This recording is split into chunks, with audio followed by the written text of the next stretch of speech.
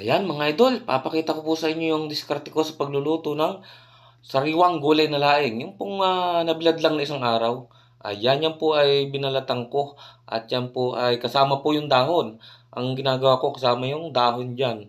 Ayan na, yung mga dahon natin, hihiwain din natin yan idol. Ayan, yung mga binalatan natin idol.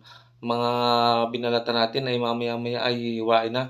Ayan, sa parting yan idol ay naghihiwa na tayo ng ating laing. Ayan, hiwain natin yan ng katamtaman lang na laki. Ayan ang mga idol at hiwain natin yan isa-isa ang ating gulay ang gagawin nating gulay na laing.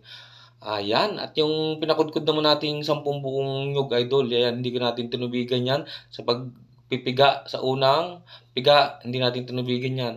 Ayan na idol at yung may taba po tayo ng baboy dyan na may laman, pinaghalo po natin yan. Ang gagawin natin dyan ay palalabasan po muna natin ng mantika. Parang pasangag idol. Ayan na. At para matanggal yung mantika niyan, hindi naman mapasama doon sa ating ginataang laing. Ayan, ang ating asin na natin ng kaunti idol yan para na sa ganun ay may lasa na yan kahit papaano. Ayan yung ating taba ng baboy, 1 kilo po yan, kasama yung laman. Ayan na at na malapit nang maluto yung ating taba ng baboy idol at yan ay pagka kulay brown na i-sit aside natin na idol yan. Pagkatapos ayan ay bago natin ibabalik mamaya. Ayan na, malapit nang maluto. Halu-haluin lang natin at talaga namang yung mga mantika idol ay naglalabasan. Kailangan matanggal natin yung mantikang yan at hindi naman maganda sa katawan ng tao yan idol. Ayan na, kulay brown na yung ating baboy na yan. Ayan ay ilalagay natin dyan sa ating strainer para sa ganun ay makatulo yung mantika niyan. At nako, Diyos ko po ang mantika niyan, nakakatakot yan idol. Kailangan niyan ay matanggal talaga natin yung mantika na yan. Ayan na. At ngayon ay tinatanggal na nga natin yan. At pag yan ay natanggal natin, ay di dyan din tayo magluluto ng ating laing sa pinaglutuan po natin yan. Ayan na. At natanggal na natin idol. Yan ay kailangan tanggalin natin yung mantika para hindi yan idol mapasama doon sa ating niluluto. Nako, napaka idol niya mantikang yan. Ayan na, tanggalin natin yung mantikang yan para naman hindi masyadong mamantika yung ating niluluto. Iba naman yung mantika ng nyug. Ayan. At ngayon, ilalagay natin idol dyan yung lagyan natin ng apoy at dyan din natin lalagay yung gata ng nyug. Ayan, pakukuloy natin dyan idol yung ating gata ng nyug sa kawaling yan. At isasama na rin natin yung ating mga sangkap dyan, yung mga sahog. Ayan na, ilagay na natin idol yan. Yan yung pangalawang piga idol, yung ating nyug na yun. Huwag natin ilalahat para kung sakali idol na kulang, maibabanto tayong maibabanto pa tayong gata, yung pangalawang piga. Ang binabanto ko idol dyan sa pangalawang piga ay yung ilaing natin pag kinulang ayun ding ating pangalawang piga. Ayan. Yan idol ay pakukuloy natin at dyan natin lalagay yung ating mga panimpla. Gaya niyang yung ating mga sangkap na yan. Gaya ng luya. Ayan, gaya ng sibuyas. Ayan, at saka yung mga paminta. Ayan, ilagay natin yung luya. Sabay-sabay na natin yung ating sibuyas at saka yung luya. Ayan na, napakaraming sibuyas idol niyang inanong natin yan. Saka sinama natin yung 2 siling green. Maganda idol yung maraming sibuyas para mas masarap idol at mabango. Ayan, ilagay natin yan.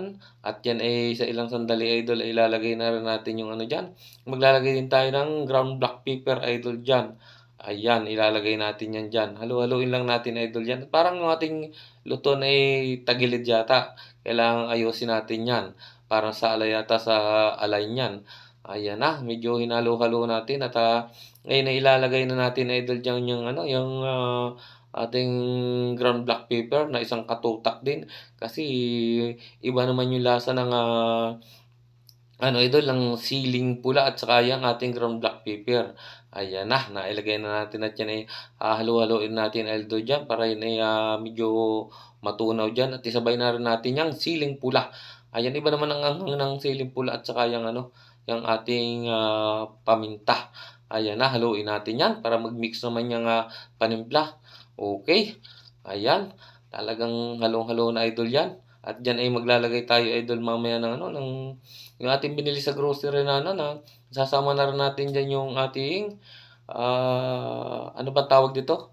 Yung ating alamang bagoong. Yan namang alamang bagoong na yan idol ay yung puwede na talagang iulam, puwede ng kainin. Kasi lagyan mo lang yan ng ano, ng kalamansi, okey na yan. Shoutout po sa inyong lahat. Ate Belin, shoutout po sa inyo at saka sa Katanawan po, shoutout. Kumusta na kayo diyan sa Katanawang, Quezon at nagluluto naman si Kuya Nelson ng masarap na gulay na laing na walang kati. Ayan na, at malapit na po nating ilagay yung ano diyan, pakukuluin lang natin diyan yung ating laing. Ayan, hinalo-halo na para mag-mix po yung ating, mga panangkap lahat diyan. Okey. At sa puntong 'yan ay talagang kulong-kulo na idol diyan. Ngayon ay maglalagay po tayo ng pampalasa diyan, hindi naman po masamang maglagay ng pampalasa, basta 'yan ay nasa tama lang idol, 'wag naman yung sobra at lahat naman ng sobra ay pangit. Ayan yung ating gabi na talaga namang laing kung tawagin. Ayan, gabi at laing, iba yung gabi po dito, iba yung malalapad ang dahon. Laing talaga po 'yan, 'yan yung tinatawag nating laing. Ayan na yung ating laing, kulong-kulo na yung ating gata at ilalagay na rin natin yung ating katawan ng laing diyan. Ayan na, ilagay natin idol at yung dahon niyan isasama natin, kaya lang medyo ipapahuli natin. Ayan na, maraming laing ang niluluto natin idol. Ganyan ang diskarte ko sa pagluluto ng maraming laing na walang kati at napakasarap at ubos ang kanin. Ayan, mapaparami idol ang kain ng kanin natin diyan. Ayan mga idol, kaya marami ay talagang ipamimigay natin 'yan, hindi naman natin idol 'yan mauubos. Ayan na, inilagay na ni Kuya Nelson at talaga namang napakaganda at napakalinis ng pagkakadali natin 'yan. Kaya kailangan malinis talaga ang ating nilulutong pagkain. Ayan, binalatan pa natin 'yan ng ayos. Talagang kaya dinamihan natin 'yan, eh, maraming nagre-request sa atin na napakasarap 'pag nakikita nilang tayo nagluluto. Binubula yata tayo idol nun. Okey lang, pero talaga namang, sa palagay ko nga ay medyo masarap naman. Ayan na, hindi naman natin sinasabing ano talaga perfect tayo sa pagluluto. Ayan, punong-puno idol yan, pero 'pag yan ay umawas ay 'pag yan ay kumupis naman idol at kinover natin, ayan naman ay saktong-sakto diyan, ay kulang pa diyan sa ating lutuan na yan. Ayan na idol yang ating, laing, inilagay na natin yan diyan. Ayan idol, at parang napakarami naman ng ating, laing. Ayan, pero okey yan at i-cover natin idol yan para bumaba naman yan. 'Pag ikinover natin yan bababa yan, ayan. Bisitahin natin idol yan. Dahan-dahan lang kasi yung cellphone natin, yung video natin na cellphone, baka tamaan ng usok idol ay lumabo naman yung video. Ayan, ayan na. Kita niyo idol, bumaba na yang anong yan. Ang ginagawa ko diyan ay pinabababa muna natin 'yan bago natin 'yan haluin. Ayan, hinalo na ng hinalo ni Kuya Nelson, oh. Talaga namang, kahit medyo hindi pa luto idol, naaamoy na natin yung bango. Ayan na, okey. At 'pag 'yan ay nahalo natin idol diyan, talaga namang, ayos na 'yan. Mamaya-maya idol ayan ay, excuse me po, ayan mamaya-maya ilalagay natin yung ating dahon ng laing. Ayan, nilagay natin yung dahon ng laing, hiniwa-hiwa ko idol yan pero hindi pa masyadong pino yung hiwa ko, dapat medyo maliliit pa. Pero okey idol yan, madali naman yang maluto, yang laing na yan. Ayan, akala mo idol, napakarami 'no? Pero 'pag yan ay kinover uli natin at yan ay bumaba, ayan ay talaga namang parang wala lang. Ayan na, iko-cover natin idol yan para namang malantay ang ating dahon na yan. Okey, buksan natin. Tingnan niyo idol, yung nai-cover natin ay talagang ano na siya, babang-baba na siya. Ayan na, bumaba na nga siya. Okey, halongkayin natin yung ilalim niyan para yung ilalim idol ay mapaibabaw at yung nasa ibabaw ay mapailalim.